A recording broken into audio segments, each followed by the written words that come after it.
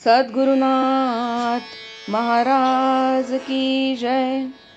महायोगी स्वामी उमानंद सरस्वती की जय। श्री गुरुगीता हा गुरुभक्ती योगाचा मंत्रराज आहे. कलियुगात संसार सागर तरून जाण्यासाठी हा महामंत्र गुरुदेवांनी स्वाध्याय म्हणून दिला आहे. श्री गुरुगीतेतील संस्कृत श्लोकांचा अर्थ महायोगी स्वामी उमानंद सरस्वती यांच्या श्री गुरुगीतार्थेश्वरी या विवेचनाच्या आधारे आपण क्रमशः जाणून घेत आहोत. आजचा श्लोक आहे 133. श्री गुरुगीता मंत्रतुल्य. गुरुगीताक्षरैकं तु मन्त्रराजमिमं जपेत् अन्ये च विविधा मंत्रा कलां नार्हन्ति षोडशीम्. ह्या गुरुगीतेचे एक एक अक्षर परम मंत्र आहे. दुसरे अनेक मंत्र ह्याच्या 16व्या भागाचीही बरोबरी करू शकणार नाहीत, पासंगालाही पुरणार नाहीत. श्री गुरुगीता मंत्रतुल्य होय.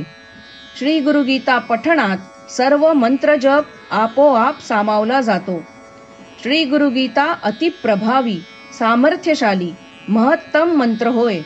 अशा धारणेने श्री गुरुगीता गावी.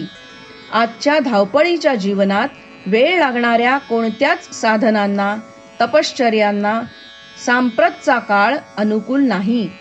आजच्या पिढीमध्ये तेवढी शारीरिक, मानसिक, बौद्धिक कुवत, ताकद व चिकाटी पण नाही. स्थळ काळाची अनुकूलता नाही. द्रव्यबळ, मनुष्यबळ पुरेसे नाही. सर्वच प्रकारची प्रतिकूलता आहे. अशा वेळी आत्मोद्धाराचा अगदी सहज सुलभ रामबाण उपाय म्हणजे श्री गुरुगीता पठण. जास्तीत जास्त अर्धा तास फार तर श्री गुरुगीता पठणास लागतो.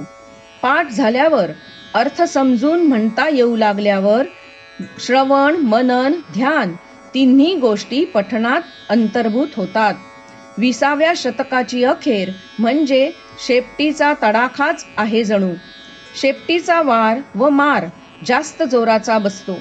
तशी 20व्या शतकाची शेवटची वर्षे अधिकाधिक बिकट परिस्थिती निर्माण करीत आहेत.